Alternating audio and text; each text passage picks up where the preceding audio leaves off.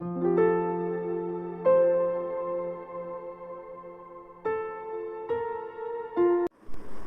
and welcome to Shakespeare the Whole Year, a series of research based, student friendly talks on Shakespeare and his work, hosted by the Shakespeare Society of India East Zone under the aegis of SSI New Delhi.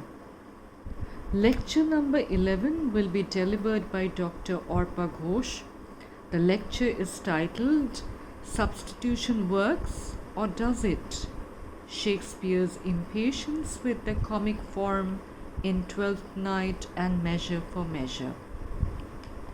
Orpa Ghosh teaches literature in Vivekananda College for Women, Kolkata. She has completed her doctoral study on white South African fiction during the apartheid period. She has also completed 3 minor research projects on erasure strategies in colonizer literatures, Bengali identity as reflected in the Bengali master text, and magic realism as alternative canon. She has spoken and written in national and international academic forums. She is deeply interested in contemporary theory and fiction, Shakespearean studies, Bengali literature, and Indian film studies. She is also a creative writer. Over to Orpa Ghosh. Very good evening to my friends and colleagues. The Shakespeare Society of Eastern India has very kindly invited me to deliver a special lecture on Shakespeare's plays. Since my brief was to be student friendly, I have chosen two plays which were there in the university syllabus for decades. The first is Twelfth Night, and the second is Measure for Measure. Now, my title is Substitution Works or Does It? A study of Twelfth Night and Measure for Measure, and Shakespeare's impatience with the comic form in these two plays. And my name is Orpa Ghosh. And of course, I teach literature in Vivekananda College for Women, Kolkata. Now, Twelfth Night is about stylized substitution in love.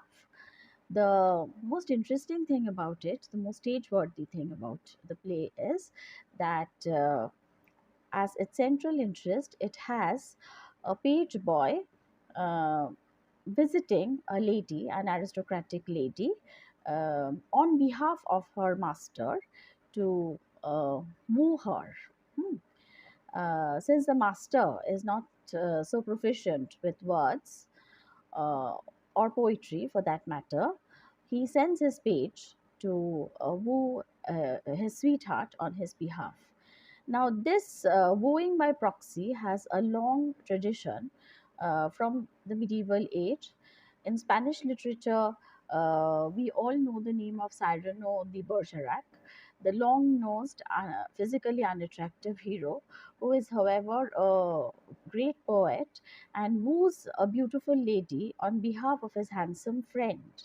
And much later in life, after she has been widowed, the lady comes to know that the man whose poetry she fell in love with was not her husband, but actually uh, her husband's friend.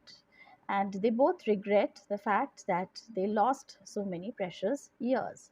So that is a tragic romance, ageless and timeless tragic romance.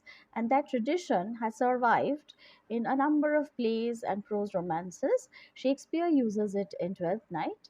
And of course, he also takes his brief from an Italian play, as is his wont, and he draws the plot from a famous Italian play with the same theme.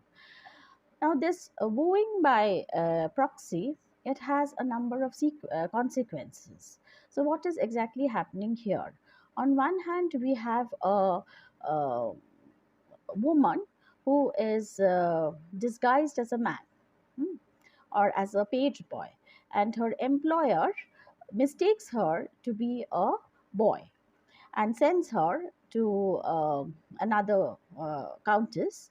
The countess also mistakes her to be a boy and, predictably enough, falls in love with her demeanor and her rhetorical skills.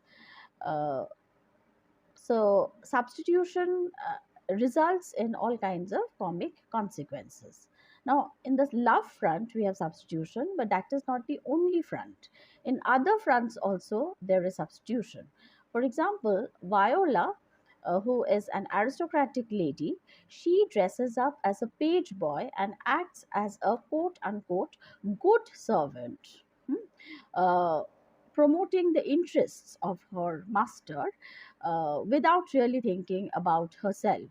So, in the process, she suffers because she herself has fallen in love with her master, but she does not jeopardize or sabotage his love for Olivia in any way. Olivia dresses up as a widow, even though she's a virgin. She dresses up as a widow and acts as a widow, mourning endlessly for her dead brother. Then we have Sir Toby, who is Olivia's uncle. So, if this had been a classical play, then he would have been her financial guardian, and he would have looked after her finances, and she would have been his dependent. But in this world, he is her hanger on and her dependent. She is the mistress of her own house, and Sir Toby is much more comfortable below stairs in the company of servants. So, another, uh, you know, case of topsy turviness. And then we have Fest, who is a philosopher who is forced to earn his living by acting as a professional fool. And then this fool uh, dons the black robe of a priest over his motley. So there you have double disguise and harasses Malvolio. So again, a case of double substitution. And to top it all, we have boy actors who are wearing the clothes of women, and they are enacting the roles of women, as was the convention of Shakespearean times. Now, one among them takes off his women's robes and puts back his male attire and enacts the role of a woman in male disguise. So, on all fronts, status, class, hierarchy, there is complete confusion, there is a lot of confounding, um, and there is a lot of play with fixities and givens. So certain titles, certain entities, for example sexuality, that we are habituated to see as a given, that is, a woman is a woman, a man is a man, a heterosexual is a heterosexual. These are all confused, and these are shown to be some kind of a fluid energy flowing in a haphazard manner through the length and breadth of the play, and we are forced to ask ourselves questions as to, are these fixities fixed at all, or fixing them is an artificial process, is fixing them an artificial process? So all kinds of questions are slyly thrown up. For example, one or two, uh, who is Orsino in love with in the beginning? Is he in love with Olivia, or the Petrarchan idea of Olivia? Because Olivia, when we meet her, is quite something else.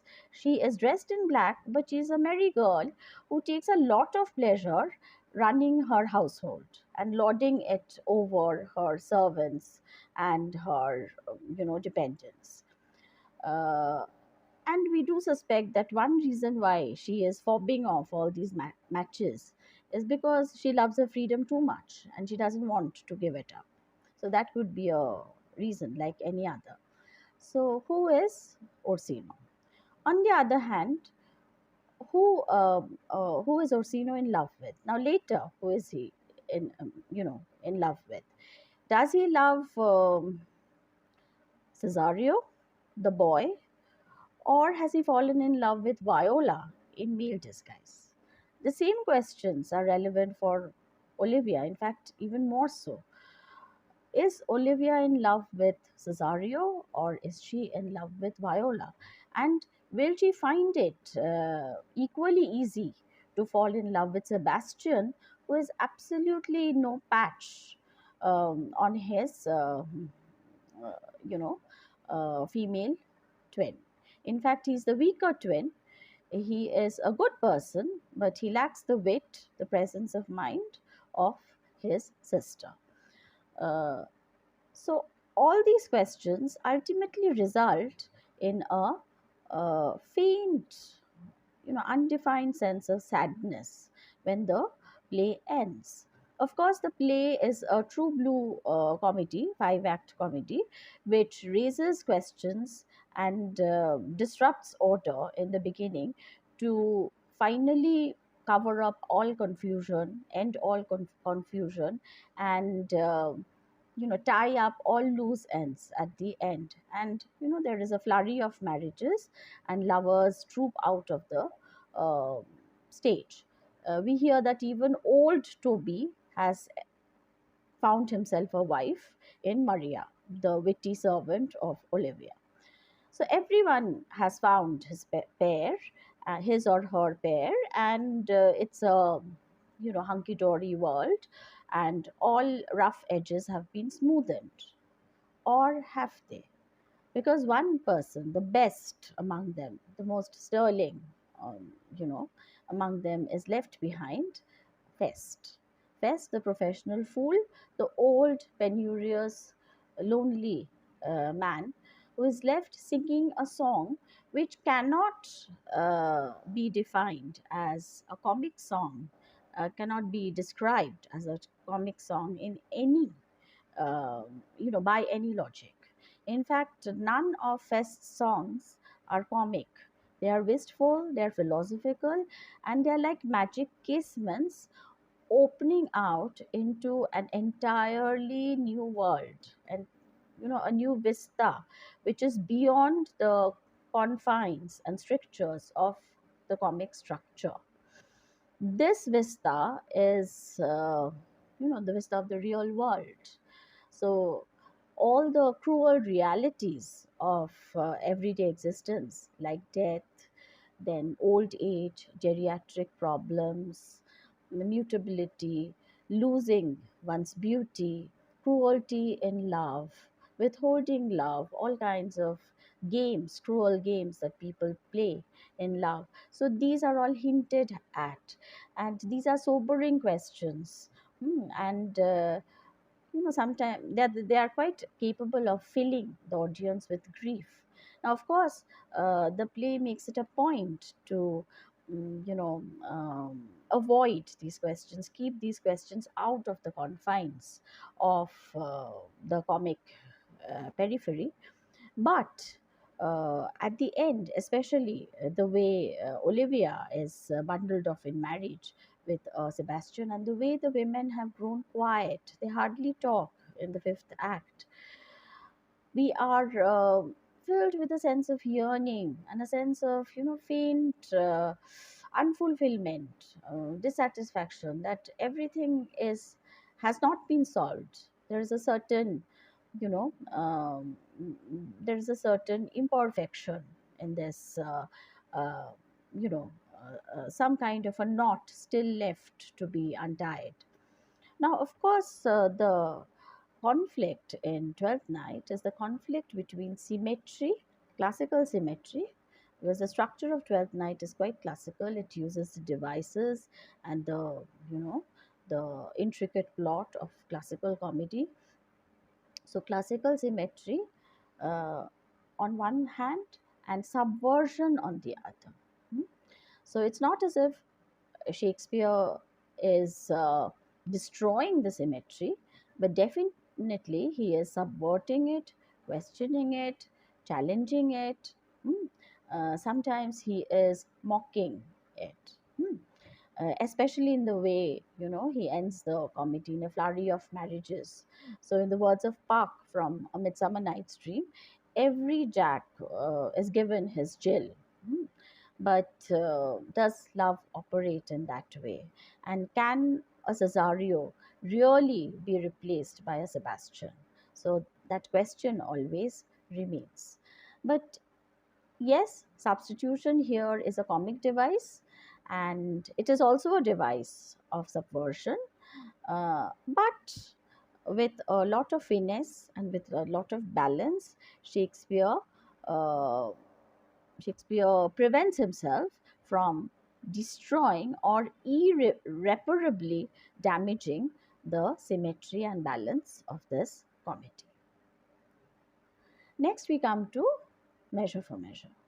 Now, Measure for Measure is described as a dark comedy, but there is very little of comic laughter or comic entertainment, fun, songs.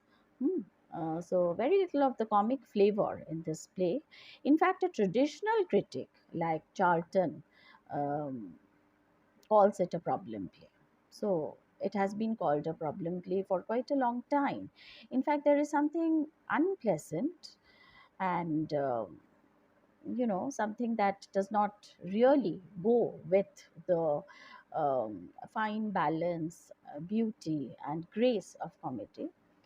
And at times, it is, what we find in the play is more than unpleasantness. We find a kind of menace, a kind of threat, banked down threat, fear of rape.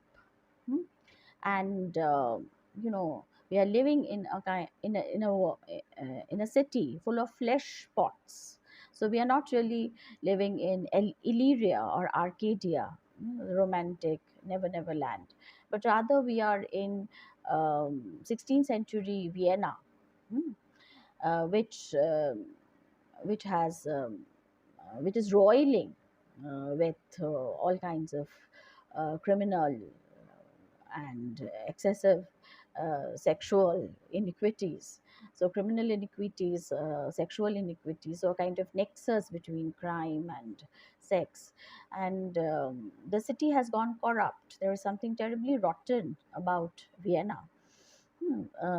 Now, in this kind of a scenario, uh, the Duke comes in with a particular motive. Now, of course, the straightforward motive is to redress the crimes of Vienna, to make it a better place, to clean it up. And for this, he appoints a deputy. So he substitutes his post.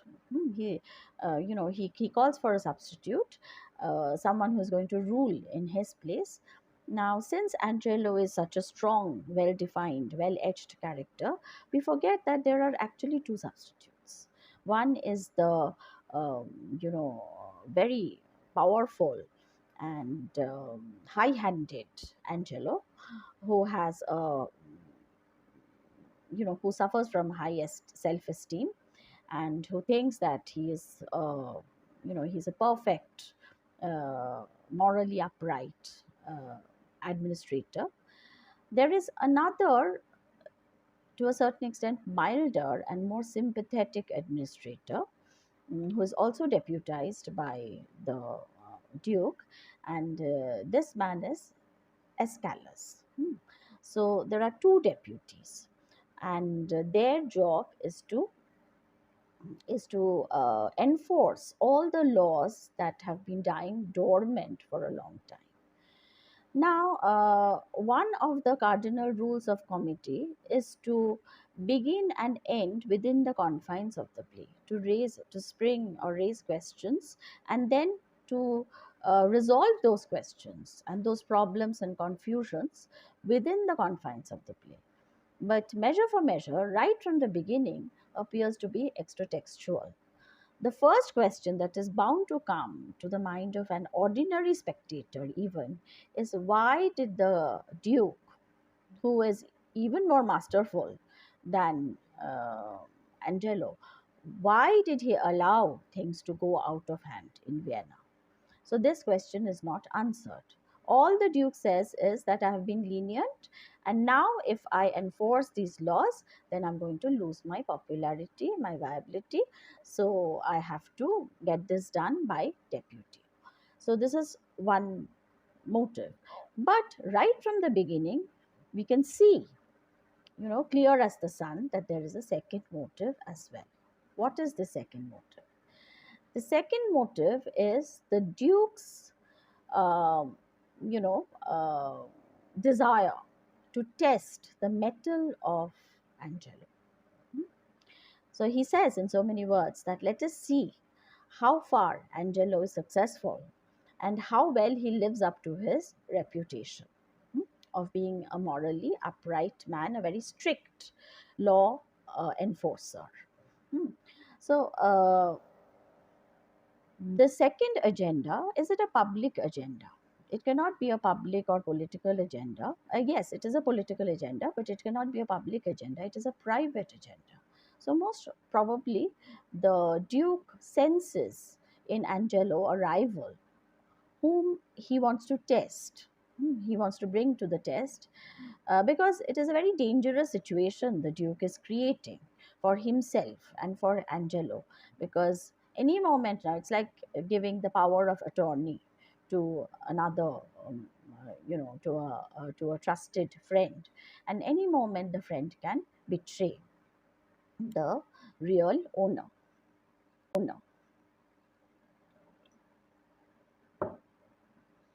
So there is this double motive that is a problem. And uh, yes, before moving on to other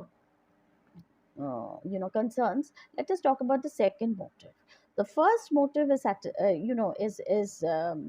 is going to be resolved with the help of the first motive is going to be given momentum with the help of you know substitution. Substituting the Duke, uh, uh, substituting a deputy for the Duke. But what about the second motive, the private agenda? That is also fulfilled by means of substitution. Hmm. And here, the Duke becomes a little reckless, a little whimsical. Hmm. Whimsical, and he goes around, coming up with all kinds of solutions, making all kinds of whimsical decisions. So, female bodies are substituted. Uh, Angelo wants to sleep with Isabel. Uh, Mariana is foisted on him. And here, the Duke is not at all complimentary towards women, because he says very confidently that if a woman holds her tongue and leaves the bedchamber soon after, there is no way a man can ever know the difference between two female bodies. So that is a very anti-feminist and a callous thing to say.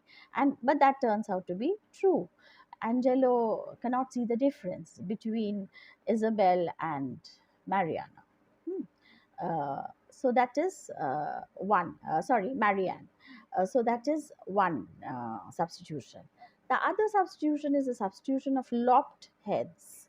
So Angelo turns the villain. So first he slips on the moral path, and when he realizes that he has slipped, he adds insult to injury by going back on his oath.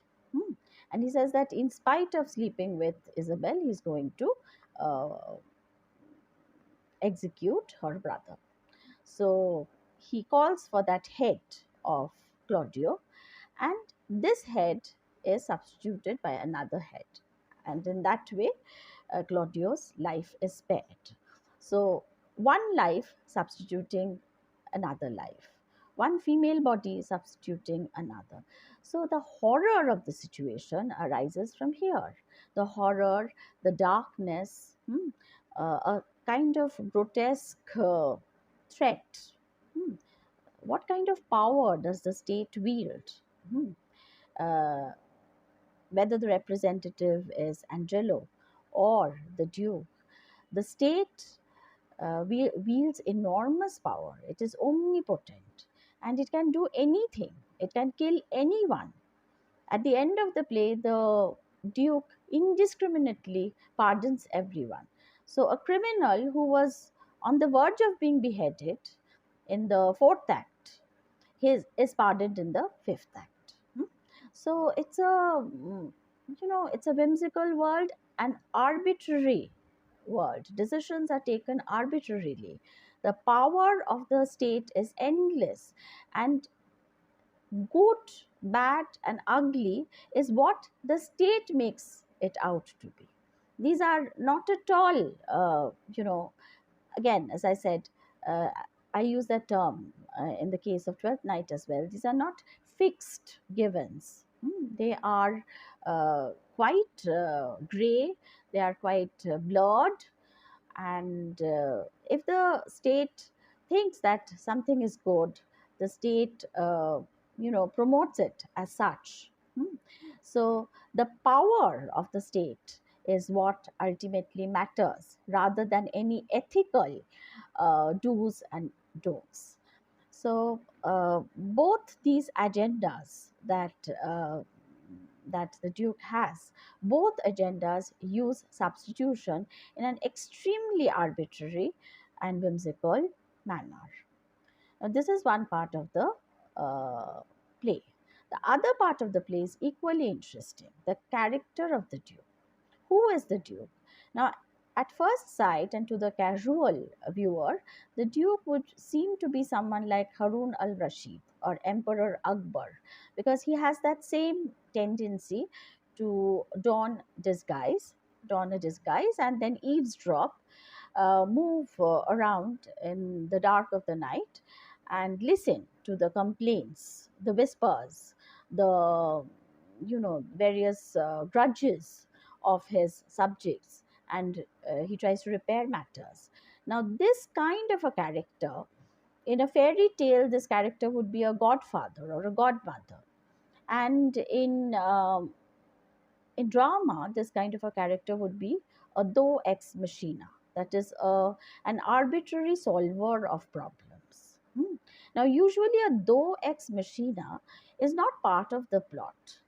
The do ex machina is brought in when causality fails.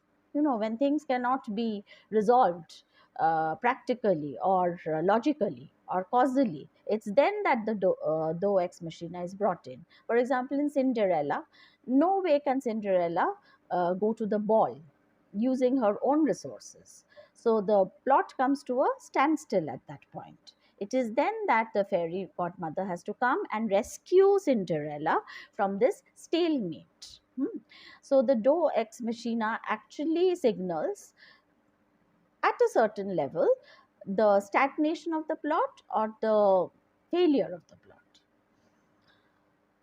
On the other hand, the Duke is also the hero of the play. He is the comic hero, the male hero. Now, the male hero, by definition, is a man of his world. So, he belongs to his world. He's a product of his world. He's a mover and shaker of his world, and he's deeply invested in his world. Also, usually a male comic hero is to be found in classical comedy rather than romantic comedy, whereas though ex machinas uh, are more a part of you know the ideal world or the romance world or the make believe world than the very logical and symmetrical world of classical comedy. Now, these two very different characters, these two very different you know types are merged together in the character of the Duke, which makes this character very difficult, not very difficult, but a little weird. So, on one hand, the character is interested in reinstating law and order. On the other hand, the character is very interested in individual cases. So the character actually engages in a lot of nitpicking, Every single case is really taken down to the brass tacks, studied very very minutely. So the outer picture and the inner picture, hmm, the exterior and the interior, the classical society as well as the romantic heart, both are studied with a lot of care. The end result is detachment, authorial detachment. Shakespeare simply stops caring. It's as if the playwright has lost all interest in how the play is going to end, because the play ends in a flurry of marriages and also a some kind of a generous and thoughtless distribution of pardons. So a duke who sets out to ameliorate the situation of his kingdom ends not only by leaving it as it is, but loosening a number of hardened criminals and prostitutes on civilians.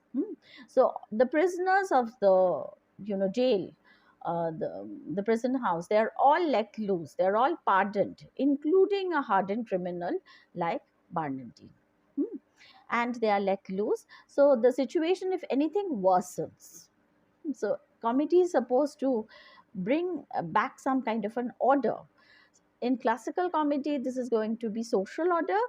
In romantic comedy, this is going to be, emotional order, emotional and social order, a combination of emotional and social order. But in Measure for Measure, the situation actually worsens. And regarding personal approach, what does the Duke do? He presides over, he arranges a number of marriages arbitrarily. He uses his power as the omnipotent ruler to, give unwilling people in marriage, yoke unwilling people in marriage with, individuals of his choice. He himself asks the rather, glum and hard-hearted novitiate Isabel, who is quite, who is quite okay with her brother, uh, facing death sentence because of a youthful lapse, who is not at all sympathetic with her brother. He asks her to marry him, and Antonio is given in marriage unwillingly. He, left to his resources, he would have never married her. He's given in marriage to Marianne. So, and then, there is another very interesting thing that we see, that among all these criminals who are let loose, who are pardoned, only one is punished, and that is Lucio, who is comparatively, a harmless man compared to Barnardine and so on. So all he has done is he has constantly maligned the Duke hmm, in the presence of the pretend friar. He did not know that the friar was actually the Duke. So this will not be tolerated. Maligning of the monarch. So the Duke turns round and punishes him in a classically comic manner by hitching him in a marriage with Mistress Overdone, who is a hardened prostitute, completely against his will. So, this comic Shakespearean marriage is the punishment that is meted out to Lucio. So, again, very interesting. So, ultimately, what we find is, something that we already sensed in Twelfth Night. So, this is this. Um, impression is further uh, given a more durable shape in this play. We realize that Shakespeare is chafing under the confines of the five act comedy comic structure. He feels that this structure is inadequate. The symmetry, the kind of artifice, the kind of balance that the structure requires goes against his progressively darkening vision of the world. So the vision of the world that he gives in Measure for Measure is a Noah vision. It is full of unpleasantness. It is full of sleaze. It is full of iniquity. So he deals with the underbelly of society. Now, this kind of milieu cannot really be portrayed and cannot really be examined with the lens of comedy. That is the feeling we get. Now, in this kind of a circumstance where ultimately law is a travesty and morality is a mockery, how does the individual register his presence? The individual can only protest and the individual can only deny. Hmm. So, the classic case of a substitute refusing to be a substitute is found in Measure for Measure. So, I'm talking about Barnardine. So, when the Duke is planning with the provost how to spare the life of Claudio, and mislead Angelo into thinking that Claudio has been beheaded. Hmm. It's then that he comes up with this plan of beheading Barnardine, who, as it is, is living under death sentence, under the shadow of a death sentence. So when they approach Barnardine and tell him that your hour is up, so come out and you will be beheaded today. All Barnardine does is he says that I'm not in the mood. Leave me alone. I I don't want to die. I shall not die today. And he goes back. Hmm. Now, this is a shock. Hmm. And this is also Shakespeare's very symbolic way of showing how everything cannot be deployed for the success of the comic structure, nor can everything be deployed uh, for the successful running of the state. Things cannot be so convenient. Human beings are not so, they are not so nugatory. They are not so worthless. Sometimes someone has the guts and gumption to turn around and say that I'm not in the mood. Don't disturb me. Come back another day. So this failure of a substitute, failure to substitute one head for another, failure to behead Barnardine. This is one of the, you can say, Suzuras of Measure for Measure.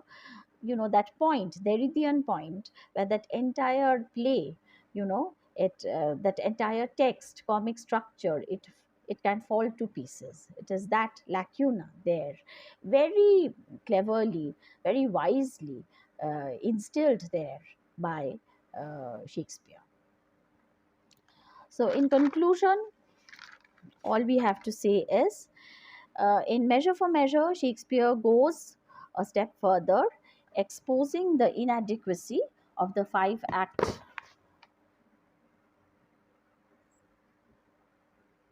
Sorry for the accident.